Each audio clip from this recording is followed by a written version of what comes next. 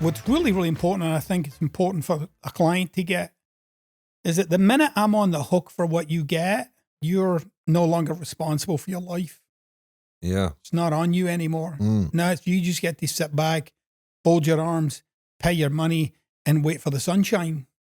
And that's a really crappy coaching relationship. Yes. You want somebody to come to the table with, listen, here's what I'm after. Yeah. Can you deliver on that? Okay, now we're talking. That's right. Exactly right. Exactly. Now we're right. talking. You know, people are people, right? But to get it clear, what we're about is what we're trying to deliver is what you're up to. Having that happen. I mean, I had a potential client came to me recently, and I was really quite excited because this guy was, he's a sheikh, right? Which is like way up there. Oh, good. This will be good. This will be great. Except it wasn't up to anything. So I spent a day with him because I thought this is worth investing. This is worth investing. I'll see what's really going on because he's being very kind of everything's cool, everything's nice. And what I got out of him, eventually he admitted he'd love to be the prime minister of his country. Mm-hmm. I said, oh God, well, that's a game worth playing. I can coach that. Right. So he said, yeah, let's go ahead. And then just before we started, he sent me this email saying, can you send me your deliverables? Like what we're going to be working on and, what skill sets we're going to learn. And can you kind of list it all out for me? I was like, you don't get it. I'm not one of these coaches who I've done this. I've gone from A to B. I'm going to show you how to go from A to B. That's not coaching for me. That's more like mentoring or instructing. Yeah. Here's my deliverable. You become the prime minister. Right. So even if somebody listening to this right now, that might sound like, and I know what you're saying, but that might sound like snake oil, right? Because it seems like, and I know you're not, because I know what you do, but people might be like, oh, well, why won't you be direct with him?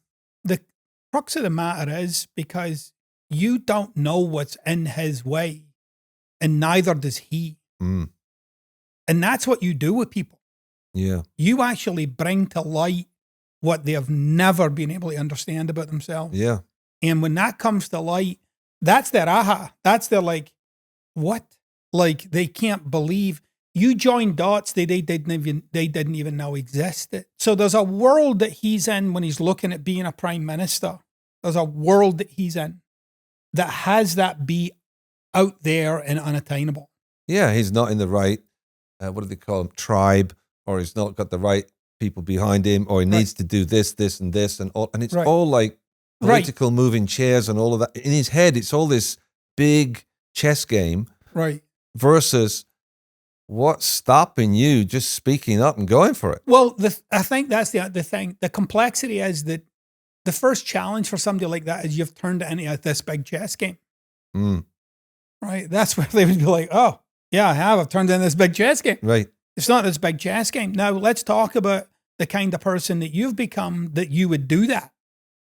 Like, how come this became a chess game for you? Yeah. And what they'll do is people examine their lives very, very circumstantially, not from who they are about these circumstances.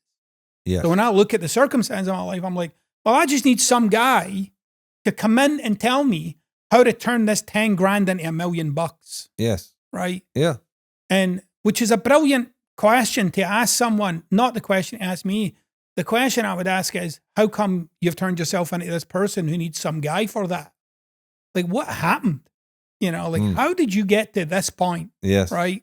Where, and another question that people often don't want, one of the things I like to say to people is, money's a tremendous pacifier. When you get money, for an awful lot of people, it'll completely dull you to the possibility of your life and what you could be in this life doing.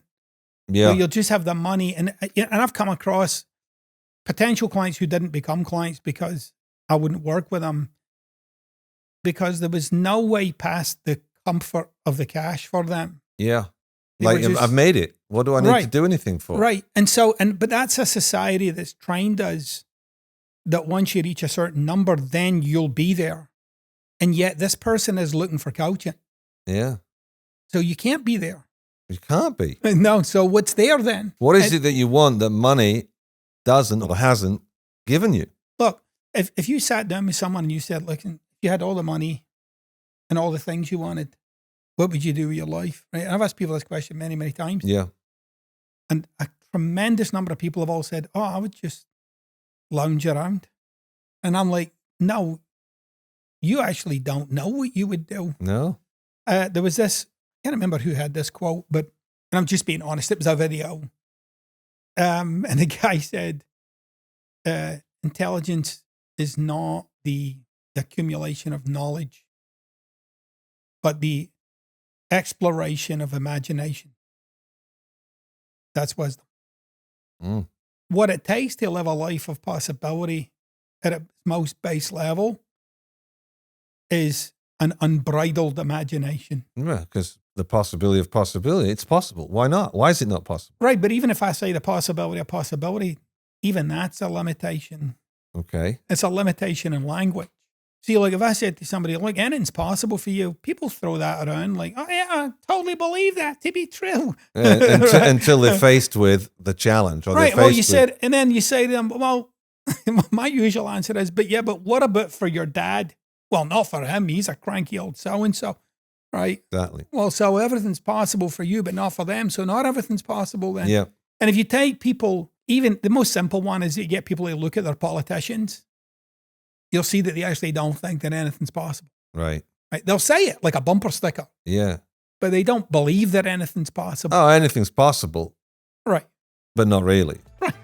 Anything's possible, but here's what's likely.